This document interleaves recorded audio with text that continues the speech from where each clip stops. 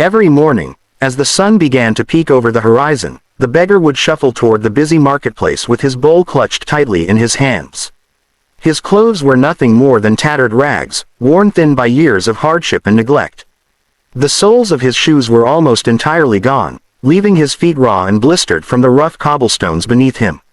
He had been sitting in the same spot for years, day after day, repeating the same ritual, and yet nothing in his life seemed to change.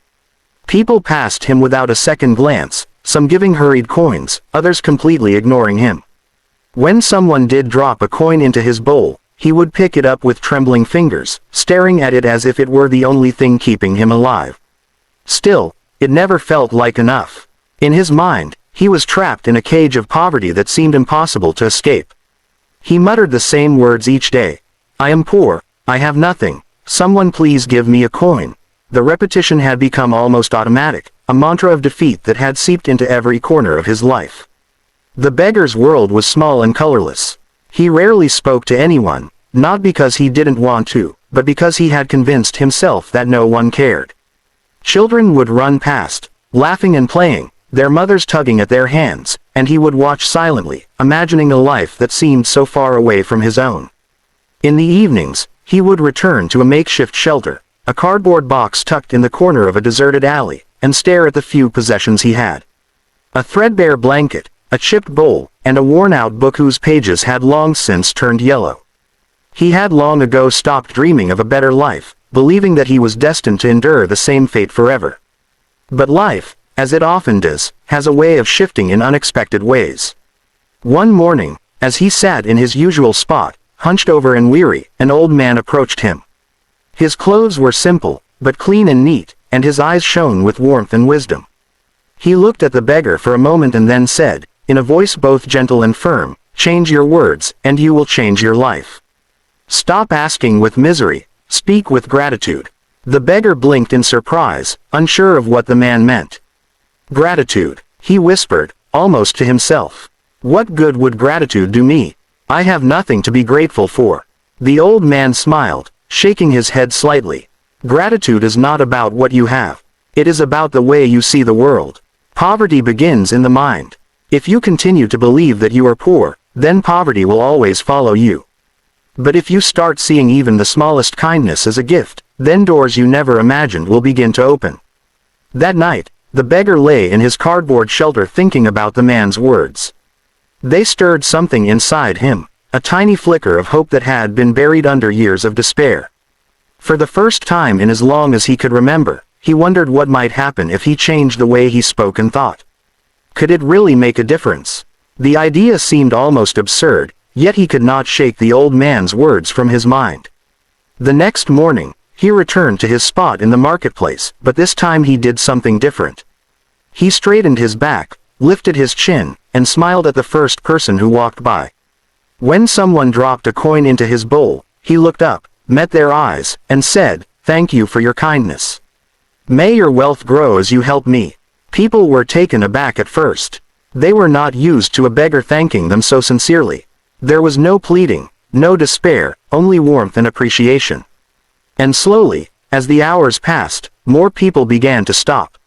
Some gave coins, others small gifts, and some even paused to speak with him for a few moments. The beggar felt a strange new emotion, connection.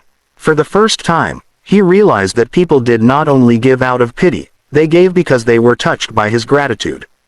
Days turned into weeks, and with each passing day, his life began to shift in subtle but powerful ways.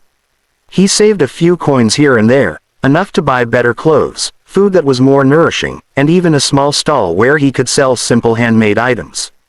The marketplace, once a place of endless struggle and humiliation, had become a space of opportunity and possibility. His neighbors and fellow merchants began to recognize him, greet him, and even offer help in ways he had never experienced before. The transformation was not just external. Inside, he felt a profound sense of liberation. The heavy weight of despair that had clung to him for so long began to lift. He began to speak positively about himself, no longer muttering words of defeat.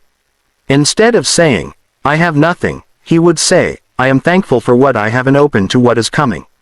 The change in his mindset created a ripple effect, altering not only how he perceived the world but also how the world perceived him. He remembered the old man's words and began to share them with others. He would tell people, "It is not the coin in your hand that changes your life, but the way you see the world."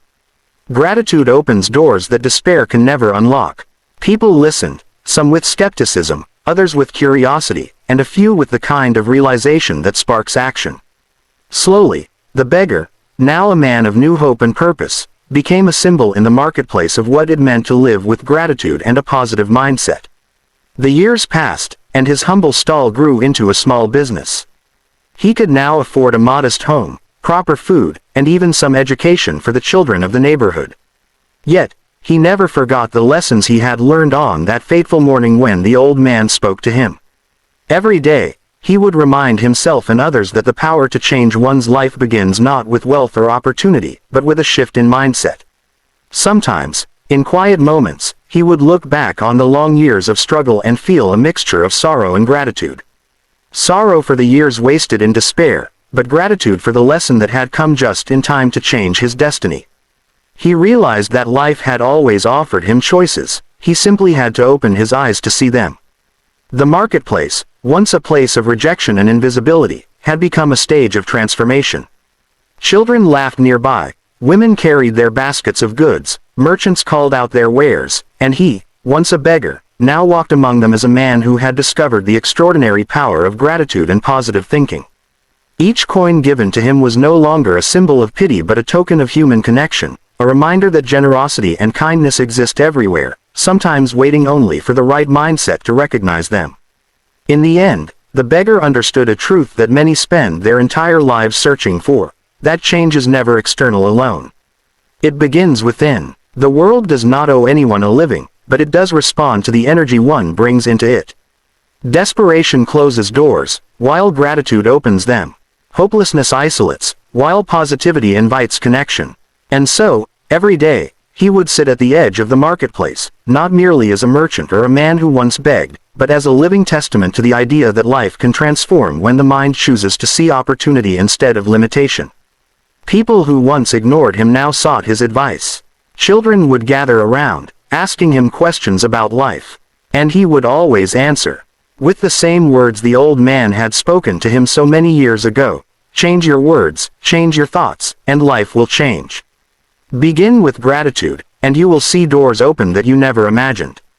The beggar had become more than just a man who had survived poverty. He had become a man who had mastered the art of living with purpose, hope, and gratitude.